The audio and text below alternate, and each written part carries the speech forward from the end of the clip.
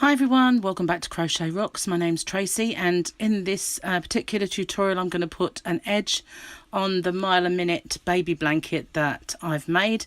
So this is as it's a separate video, I'm just going to call it the triple picot edge in really for the baby blanket, so that's what it'll be titled, but it is actually to finish off this tutorial as well. So what I'm going to do, I'm just going to get the white yarn that we've been working with and the crochet hook, just pull out some yarn, and I'm going to do a couple of rounds in just a plain stitch, just to add a little bit of a border, if you know what I mean. So I'm going to start at the corner so it's more or less invisible, and I'm just going to join by working over both the tail and the working yarn and doing a chain. So in my corner I just want to do 3 UK double crochets, which in the US is a single crochet. So it's inserting, I'm going straight into this corner, pulling up a loop, yarn over and pull through all those loops. So that will only be 3 for the first one. I'm going to pull this tighter so it disappears. So now I'm just going to do 2 more UK doubles or US singles in this corner. So we'll have 3 stitches in our corner stitches just to get us around the corner. And I'm going to work over this yarn, this tail, and I'm just going to put 1 in every stitch all the way around, just nice and simple. Sometimes I'll do a half double in the US, which is a half treble in the UK, and sometimes I will do that around the outside if I want just to do a nice tall border, but I just really want to have a nice little simple stitch around. So it's ever so tedious, I know, going all the way around just doing these little stitches, but it kind of looks nice really. It's a nice small stitch. So that's my end has been worked over. I didn't go through both my loops there. Hoping the light's okay for you guys. So I'm going to carry along this edge, and I will pause the video and I'll catch up with you when you get to this corner. But if you haven't already, don't forget to hit the subscribe button and the notification bell, and I'll be back with you when I get to this corner. Okay, so I'm almost back at the corner, so I'm just going to pop 1 in each of these until I get to the corner, which I'm at now. And I'm going to put 3 in here. Now, a lot of people have been asking me, well, a couple actually, of how to find your middle stitch. So if you wanted to, that's my middle stitch. That's my second one of my 3 corner stitches. So if you want to do that, to figure it out, how to find the middle one, just pop in a stitch marker at that point. And then you'll know when you come round which one of those 3 is the middle stitch. So I'm going to put my 3rd one. And I agree, sometimes it is a little bit tricky to see it, and you can, go a little bit off at sometimes. I know it can be very difficult to see those. So just by doing that, you can see straight away at a glance which is the middle stitch. Now, the one good thing about the mile a minute blanket is that you've got a nice edge of stitches to go into along all of the edges. So quite often when you make a blanket, the top and bottom you've got a nice neat row of edge, but along the side you have to try and pick up stitches along the way, but not with this one. So we can go in to every stitch along just the same, and I just want to show you when I get to the joins what I'm going to do, because we've joined at the corners. So as you can see, there's this going on. So we obviously need some stitches. So I'm going to put 1 in there, and there's a a little piece of me is sewn into just about everything that I make. And then if you go to this side, there's the other one. So I'm going to do one in there. And now I'm just going to carry on doing one in my 3. So just go all the way around the blanket then. And that's how we're tackling our joins. We're just doing one this side of the join.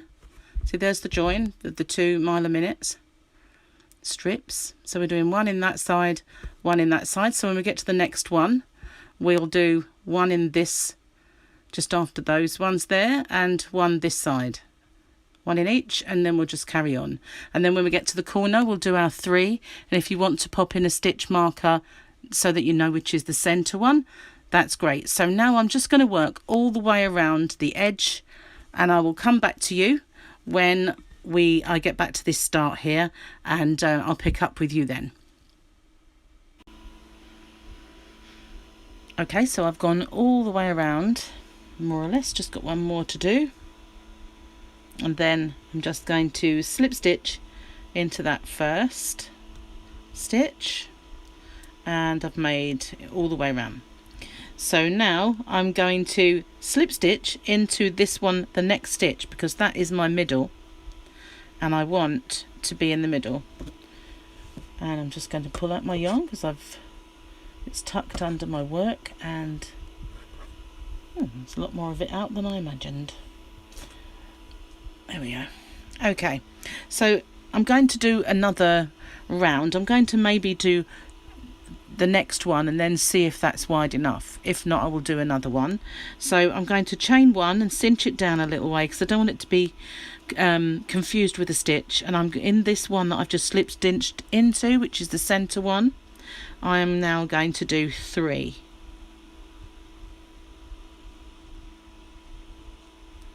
And then I'm just going to do 1 in every stitch around, just as before. And when I get to my corner, I'll have my stitch marker in for those of you who wanted to figure out how to tell which is actually the middle one. I will have that in there so that I'll know, and that one will have 3. And then again, if as we're going round, we may do another round. So if you want to, in that second of the 3, pop the stitch marker in, just so that you know which one is the center one if we do put in another row. Just looking at it, that's how much of a border there'll be with just 2 rows. So I think I will definitely go ahead with a 3rd. So if you want to put that stitch marker in the corner one, just as we did on this one, so you know which is the center. And I'm going to pause the video and I will meet back up with you when you've done another 2 rows of these UK double crochet or US single crochet. So we'll do 2 more rows, and then I'll meet up with you when we get back to the start of that 3rd row. So I've done 3 rows and almost back to the start, and I had a little play along here to see what would look better. So I'm just going to do my last one and then slip stitch into my first stitch, and then I'm going to slip stitch into the center one, so I'm in dead center of my corner. Now I'm going to do a triple picot stitch, and I'm going to do it slightly different from what you might have seen before. So I'm going to chain 4,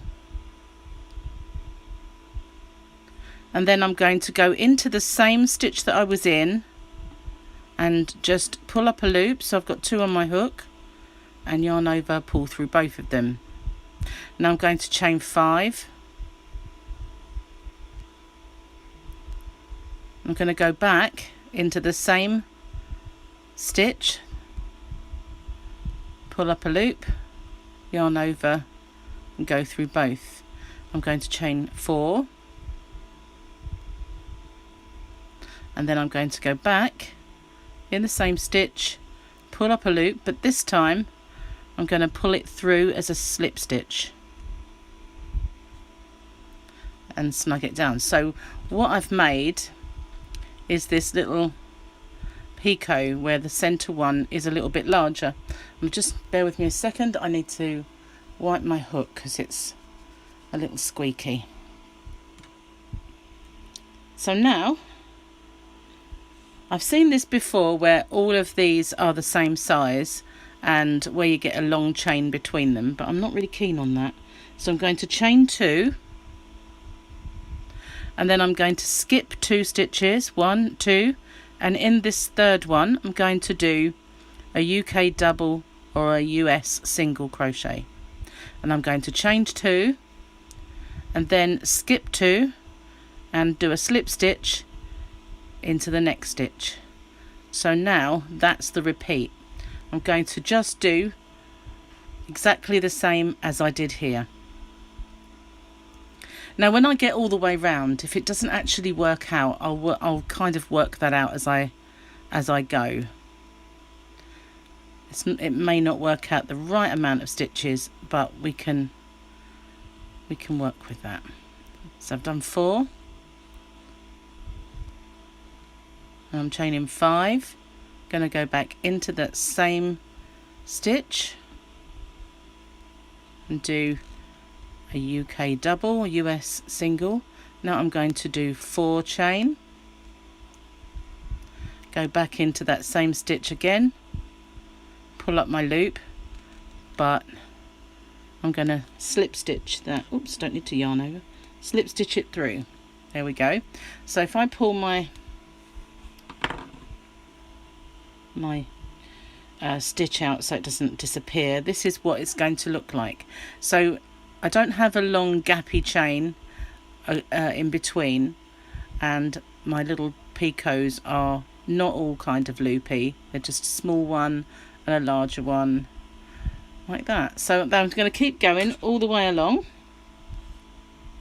So I'm going to show you one more time. I'm going to chain 2 and skip 2 and do my UK double, US single, chain 2, skip 2, there's 1, 2, and then I'm just going to slip stitch into the next stitch, and I'm going to make another one of my little triple picots. So I'm going to chain 4, go back into the same stitch, pull up my loop, yarn over and through both, chain 5, still squeaky because it's a rather warm evening, and now I'm going to chain 4, go back into the same stitch, and this time I'm going to pull up my loop but slip stitch it through. And so that's just going to carry on in the same way. They will kind of bend and buckle, but I think they're kind of cute. So I don't normally do borders like this, but it's a blanket for a baby girl, so I just thought it looked kind of pretty. So I'm just going to carry on, and I'm going to carry on in exactly the same way. If at any point you get a little bit confused, just rewind it a little bit and catch up how to do it. I'm going to carry on then, and I will pick up with you when I get to the next corner. Okay, so I've made it all the way to the end. So some of these you have to pull them out a little bit so that they become the right kind of shape. Now this one is not going to make it, oops, sorry, grabbing my hook, is not going to make it to the end because my little picot is going to be here and my corner stitch is going to be the midway point. So I'm going to see what that looks like, because it's a little bit too much really to make up, if you know what I mean, to actually get, I keep move my camera back a little bit. All right, so we'll do our picot in this stitch,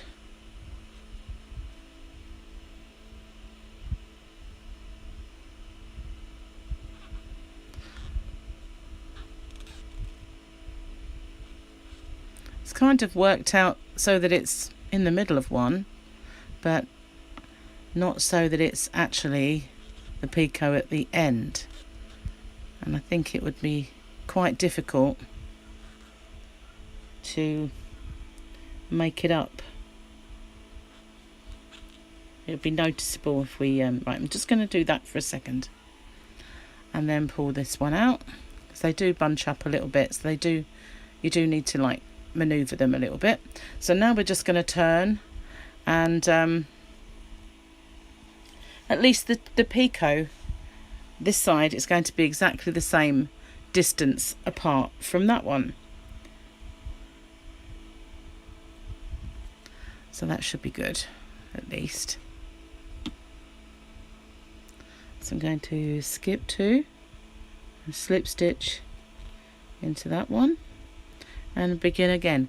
So what I'm going to do is I'm just going to go all the way around, and when you get to a corner, if it doesn't work out that way, if you can, instead of just when you skip 2, maybe there's an opportunity to skip 3 or to skip 1 and have it in the right place.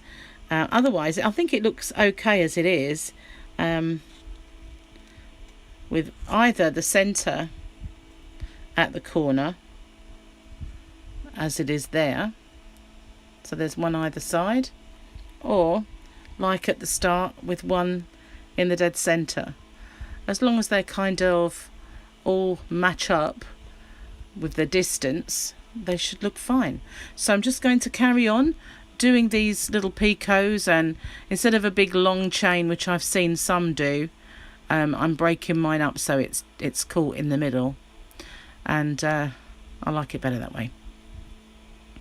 So carry on doing that all the way around, and I'll catch up with you when I get back to the start again.